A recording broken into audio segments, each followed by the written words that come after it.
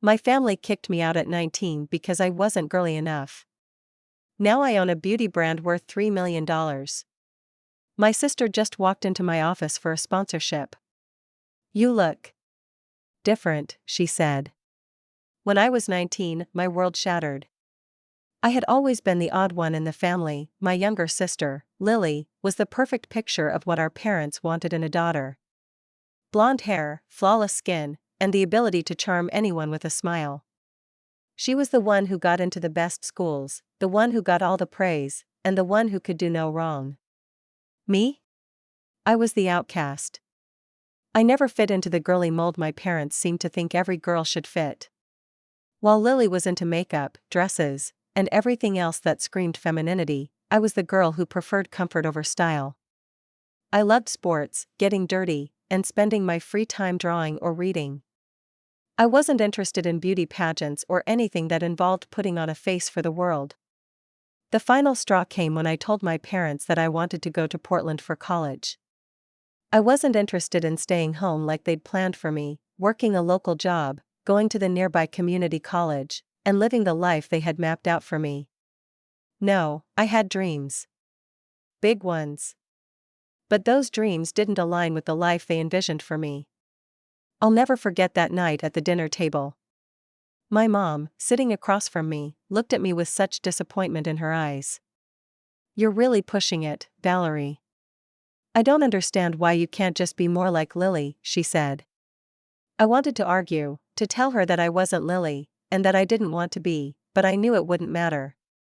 It had never mattered. My dad, quiet as always, finally spoke. "We've made our decision. You're not going to Portland. If you can't follow the rules, then you'll need to leave." I couldn't breathe. I was being thrown away because I didn't fit their ideal. They didn't even try to understand me. I was just a problem to them. That night, they gave me a week to figure things out. I wasn't allowed to stay under their roof anymore. At 19, I had nowhere to go. So, I packed up my things and left. I crashed with a few friends for a while, but eventually, I found a tiny, run-down apartment in Portland. I got a job at a local beauty store, just to pay the bills. It wasn't glamorous, but I made it work. I was on my own now, and I had no choice but to fight for myself. The world outside of my family felt like freedom, even though I was barely getting by. I started to discover my love for makeup and beauty products, not in the superficial way my family had imagined, but in a way that made me feel powerful. I began experimenting with different looks and learning more about the beauty industry. My passion was slowly igniting, and I realized that I could make a career out of it. One day, as I was working behind the counter, a woman walked in. She was elegant, sophisticated, and exuded an air of confidence that I admired instantly. She introduced herself as Sarah Donovan, the owner of a rising beauty brand. I didn't think much of it at first, just another customer, right? But Sarah didn't just browse the shelves. She asked questions. She wanted to know about the products. She wanted to hear my opinion. And after a few conversations, she offered me a job. She saw something in me, something I hadn't even realized was there. She encouraged me to think bigger, to not just sell products but create my own. Within months, I found myself working alongside Sarah, learning the ins and outs of the beauty business, everything from product development to branding. I absorbed every bit of knowledge I could. And after a couple of years of hard work and countless hours, I launched my own brand, Valora Beauty. It wasn't easy. I had to hustle, scrape by, and fight for every inch. But Valora Beauty started to gain traction. First, it was a small online shop, then it expanded to local boutiques. People started recognizing the brand, and before I knew it, I had investors interested, retailers knocking at my door, and my brand was worth millions. The first time I saw my products on the shelves of a department store, I cried. It was a moment I thought I'd never see. I had done it. I had proven to myself, and to my family, that I was capable of succeeding, even without their approval. But as much as I thrived in my career, there was still a hole. My relationship with Lily was strained, to say the least. She was always the good daughter, the one who followed the rules, the one who played the part. I never resented her for it, but I did resent the way our parents treated me. They had always put me down, always told me I wasn't good enough. They had never supported my dreams. And Lily had never stood up for me. We barely spoke after I moved out. I wasn't angry with her as much as I was disappointed. It hurt to see her still living the life our parents had chosen for her. But I was moving forward, and that meant leaving my past behind. So when Lily walked into my office one afternoon, I didn't know what to expect. Her bright blue eyes, the ones that always looked so innocent and perfect, were now filled with uncertainty. She stood at the door for a moment, almost like she didn't know if she belonged there. "Val," she finally said, her voice a little shaky. I need to talk to you." "Sure, come in," I said, trying to keep my tone neutral. I wasn't sure how I felt about her being here. It had been years, after all. She hesitated for a moment, taking in the sleek, modern office with its clean lines and polished surfaces. I've been thinking a lot about what happened between us," she began, her voice quieter now. "And I wanted to ask if you could help me." I raised an eyebrow, unsure where this was going. "Help you? With what?" Lily shifted uncomfortably, glancing down at her hands. "I'm starting my own beauty line. I wanted to know if, maybe you could sponsor us." I didn't know what to say. There was so much history between us, so much unspoken. She had been a part of the family that had cast me aside, and now she was asking for my help. I looked her over, really looked at her. She wasn't the same girl I remembered. She was trying, in her own way, to step out of the shadow our parents had cast over her. But I couldn't help feeling a little bitter. "You look different," she said softly, almost to herself, but I heard it clearly. "Do I?" I replied, crossing my arms. "Maybe I've changed." The silence between us felt heavy, but it wasn't uncomfortable, not anymore. There were a million thoughts running through my head, memories of everything I had gone through to get to this point. My emotions were tangled. I could reject her, but that wouldn't bring me any peace. Part of me wanted to get revenge, to remind her of the way our parents had treated me, but another part of me knew that wasn't who I was anymore. "I'll help you," I said slowly, watching her face light up in surprise. "But it's not going to be easy. You have to prove you're in this for the right reasons, not just because you think it'll make things easier for you." She nodded, looking almost relieved. "I understand. I know I have a lot to learn." I wasn't sure where this would go, or if it would work. But one thing was clear, I wasn't the same person I had been when I left home at 19. And maybe, just maybe, I could help her find her own way, without repeating the mistakes our parents had made. As Lily stood there in front of me, her relief palpable, I couldn't help but feel a strange mix of emotions. I had spent so many years building my life without her. When she was younger, I thought of her as the golden child, the one who did everything our parents wanted, while I was the problem. The rebellious one. The one who could never live up to their standards. Now here she was, in my office, asking me for help. And while part of me still resented her for not standing up for me when I needed her most, another part was just tired. Tired of holding on to that resentment.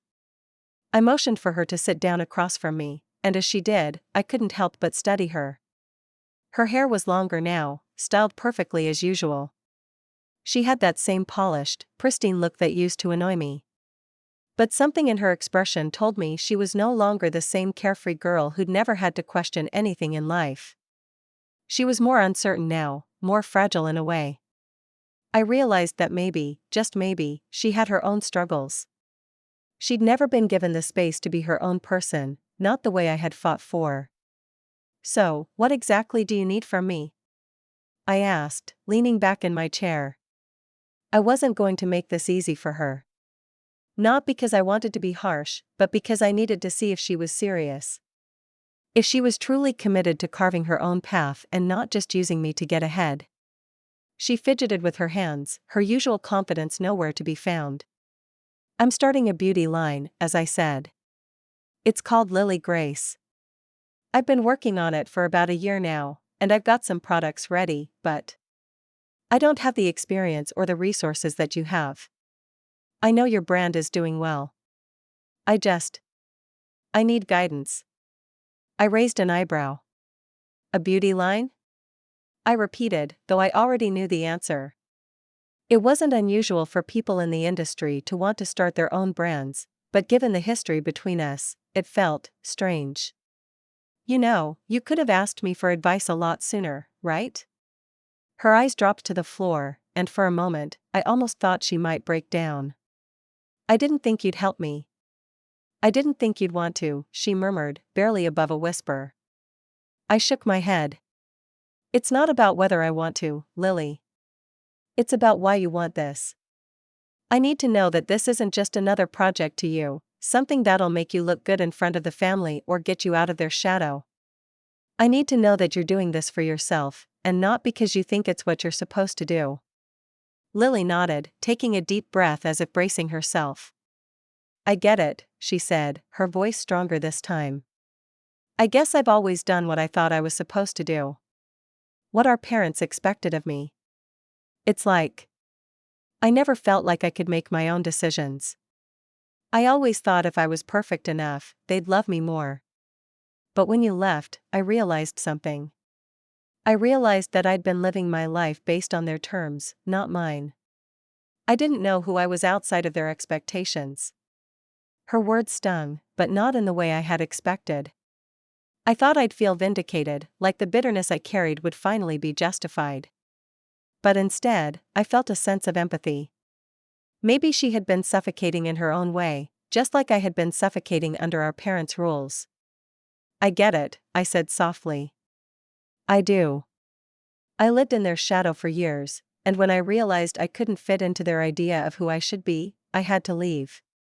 I had to figure it out on my own. It was hard, really hard. But it made me who I am now. She looked up at me then, her eyes filled with uncertainty but also something else, hope. It was the same look I had seen in the mirror when I first decided to take control of my life.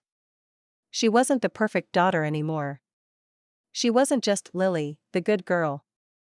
She was someone who was finally starting to see who she could be on her own. And in that moment, I realized that maybe helping her wasn't about giving her a leg up. Maybe it was about helping her find her own voice. Okay, I said after a long pause. I'll help you. But you have to understand that it's not going to be easy. You can't just ask for a sponsorship and expect everything to fall into place. I can't just give you a shortcut. You'll have to earn it, and you'll have to prove to me that this is your dream, not just some idea to impress our parents or look good to the world. Lily's face softened, and for the first time, I saw a hint of vulnerability that I hadn't expected. I know. I'm willing to work for it. I promise. We talked for hours that day. I gave her advice on branding, product development, and the lessons I'd learned over the years. I helped her understand the importance of authenticity and being true to herself. In a way, it felt like I was giving her the blueprint I had followed to build my own life, the one I had spent years crafting without her. And maybe it was my way of saying, I forgive you. Not just for what happened in the past, but for what I thought you were. As the meeting came to a close, she stood up and gave me a tentative smile. Thank you, she said, her voice full of gratitude. I didn't expect this, but I'm really glad we're talking. I nodded. I'm glad too. Just remember, this is your journey now. I'm here to help, but the work is on you. She left my office, and I sat back in my chair, staring at the door for a while. It was strange, this whole conversation. I never imagined it would go the way it did. For so long, I had imagined that one day I'd tell her off, that I'd finally let out all the anger I had stored up for years. But instead, something shifted. Something healed. Maybe it was because I was no longer the person who needed validation from my family. Maybe it was because I had built something on my own, and I no longer felt the need to hold on to the past. I didn't know where things would go from here. I didn't know if Lily's beauty line would succeed, or if our relationship would get better. But for the first time in a long while, I wasn't worried. I had made peace with the choices I had made. I had built my life on my own terms, and that was something nobody could take away from me. As I looked around my office, I couldn't help but smile. It had taken me years to get here. But I had made it. And that was all that mattered. The next few weeks passed in a blur. Lily came by occasionally, eager for advice, showing me designs and ideas for her line. She worked hard, and I could see the determination in her eyes. It was clear she was taking this seriously. She wasn't the perfect daughter anymore, but that was okay. She was learning, growing, and finding her own path. But things weren't all smooth sailing.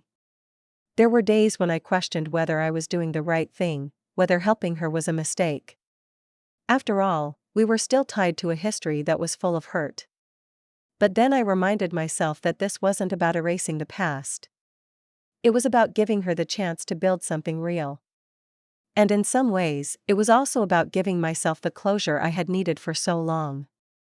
Lily's line was slowly gaining traction, but it wasn't easy.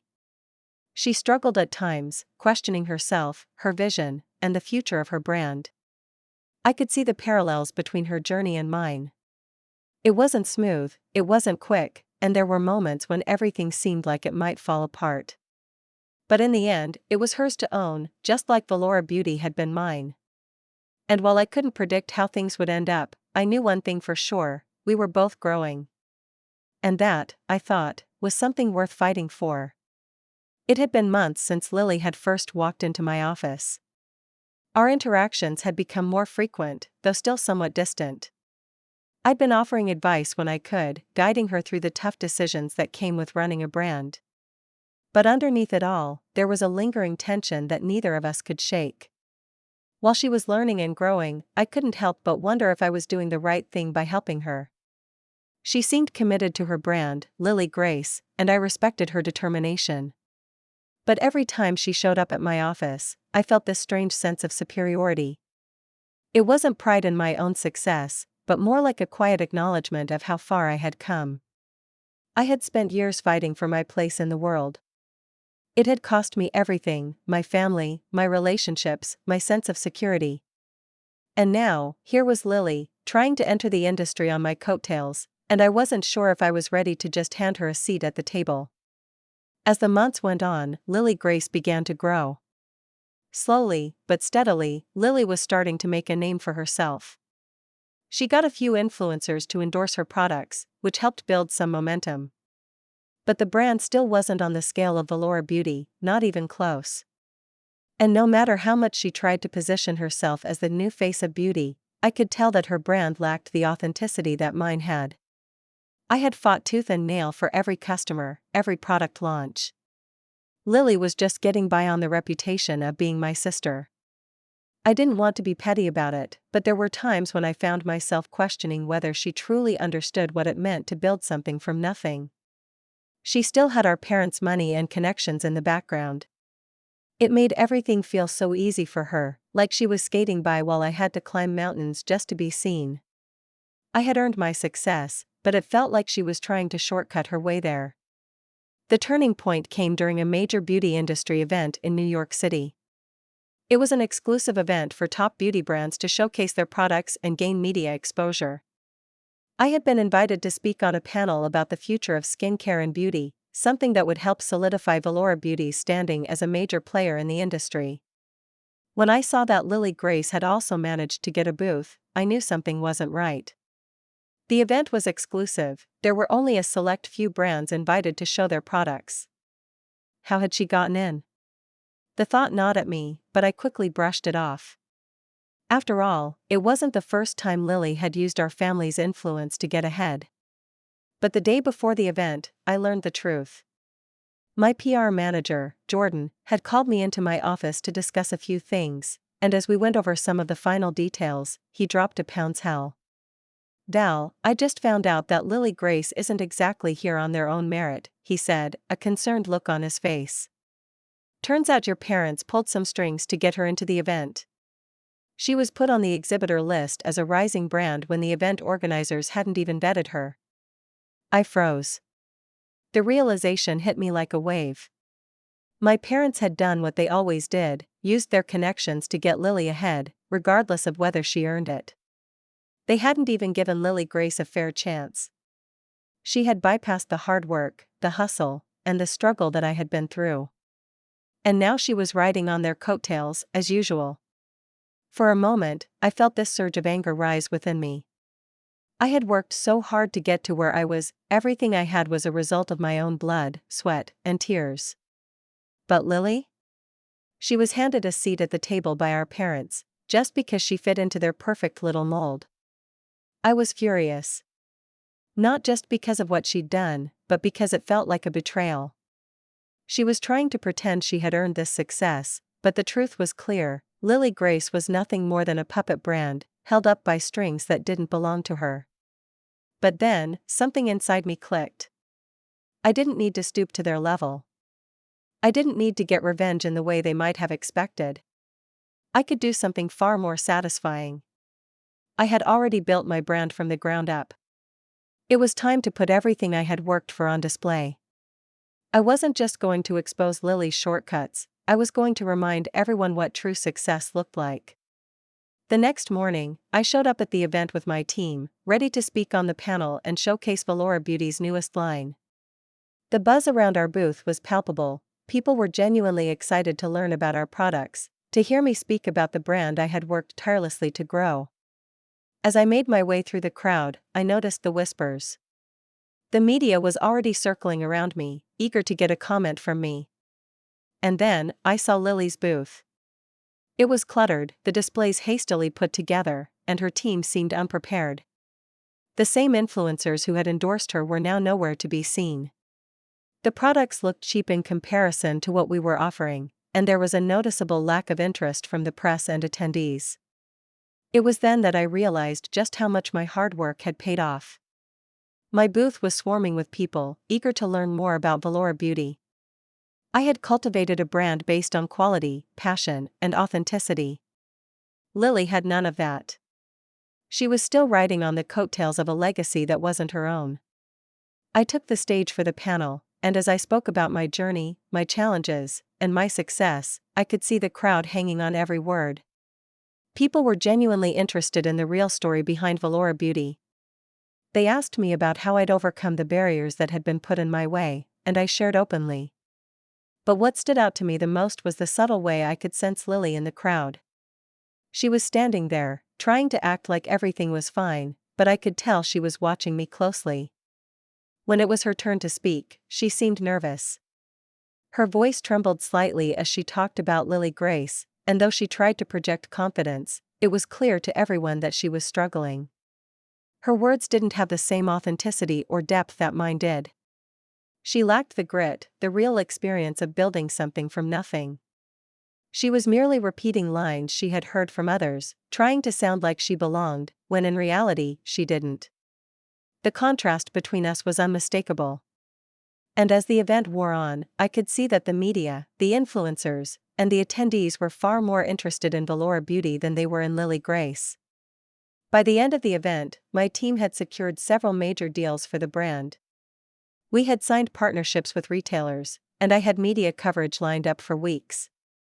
As I walked around the floor later that day, I passed by Lily's booth one last time. She was packing up, her face a mixture of frustration and embarrassment. I didn't say anything to her. I didn't have to. The outcome had spoken for itself. It wasn't about destroying her, it was about proving that I didn't need to tear her down to show my worth. As I left the event that evening, I felt a sense of quiet satisfaction. Not because I had destroyed Lily's chances or embarrassed her, no, that wasn't my style. But because, in the end, I had proven something far more important, that my success, built on my own effort, stood for more than just a shiny brand name. It stood for resilience. It stood for authenticity. And no amount of money, connections, or shortcuts could take that away from me. That night, I got a call from my parents.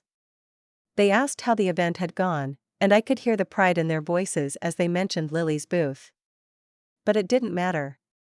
I had already proven everything I needed to prove.